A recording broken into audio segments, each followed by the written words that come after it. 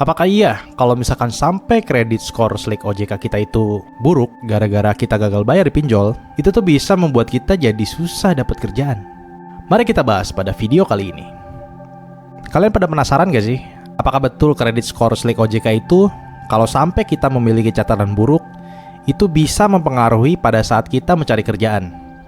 Jadi, beberapa waktu yang lalu itu tuh sempat ramai juga isu-isu di sosmed bahwa kalau sampai kredit skor Slik kita riwayatnya itu buruk, katanya itu juga bisa mempersulit orang tersebut tuh dalam mencari dan mendapatkan pekerjaan.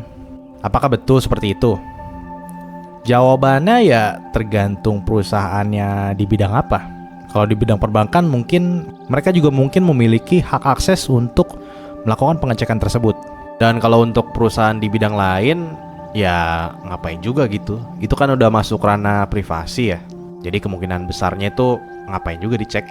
Tapi yang lebih kasihan lagi, kalau sampai kredit skor Slik OJK kalian tuh buruk, itu kasihan juga sih. Udah mah kalian fresh graduate, terus mau cari kerjaan gitu di bidang finance, jadinya malah gak dapat kerjaan gara-gara hutang. Yang lebih keselnya lagi tuh kadang kasusnya juga ngeselin juga sih. Minjemnya mungkin cuma 100 ribu, tapi dilakuin pakai banyak pinjol gitu. Atau bisa juga karena kebiasaan pakai pay letter ya, nggak dibayar-bayar, nggak dilunasin gitu kan.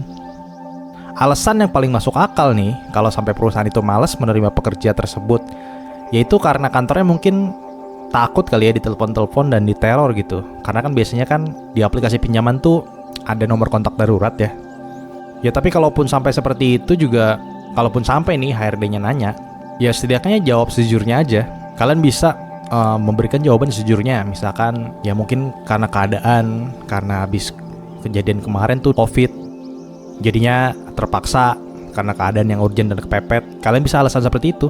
Ya setidaknya kita bisa jujur ke dia dan dengan memberikan alasan yang masuk akal. Itu juga kalau sampai HRD-nya bertanya ya. Kalau enggak ya nggak perlu lah. Ini pinjol dibikin banyak kasus banget ya.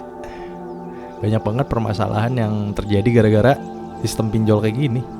Kenapa gue jadi keinget bercandaan kayak gini ya? Kalian pasti pernah denger kayak gini nih bercandaannya.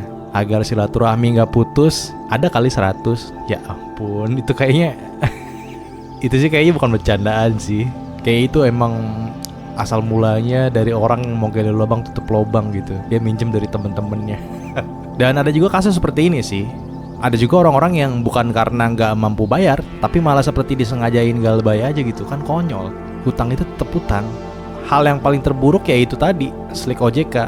Jadi ya hal yang paling buruk tuh kita nggak bisa ngelakuin pinjaman lagi nantinya karena kita udah di blacklist. Terus kalau misalkan kita mau ngajuin KPR juga nggak bisa karena kredit skor kita yang buruk. Ini ya, sekarang itu bukan cuma pinjol sih. Sekarang malah istilahnya ada lagi yang sistem pay letter. Ini juga nih yang bikin anak-anak muda tuh kejebak juga, akhirnya kejebak hutang.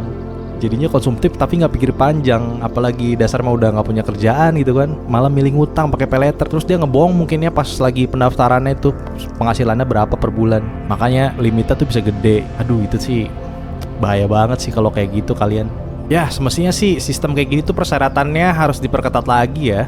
Kalau misalkan sampai seperti ini terus ya orang-orang yang terjerat hutang angkanya pasti bakalan semakin bertambah setiap tahun.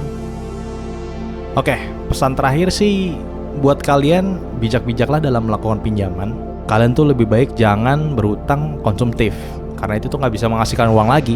Beda halnya lagi kalau misalkan kalian melakukan hutang produktif, karena itu kan untuk menghasilkan uang kembali. Jadi peluang kita untuk melunasi hutang tersebut tuh bisa gitu, ketimbang hutang konsumtif. Intinya sih ya, kalau untuk kebutuhan konsumtif lebih baik jangan dicoba-coba deh. So, segitu aja untuk video kali ini. Saya doakan buat kalian yang lagi terlilit hutang, semoga dibukakan pintu rezekinya dan semakin bertambah sumber penghasilannya agar kalian bisa fokus dan hutang kalian bisa lunas. Perbanyaklah berdoa dan segitu aja ya untuk konten kali ini.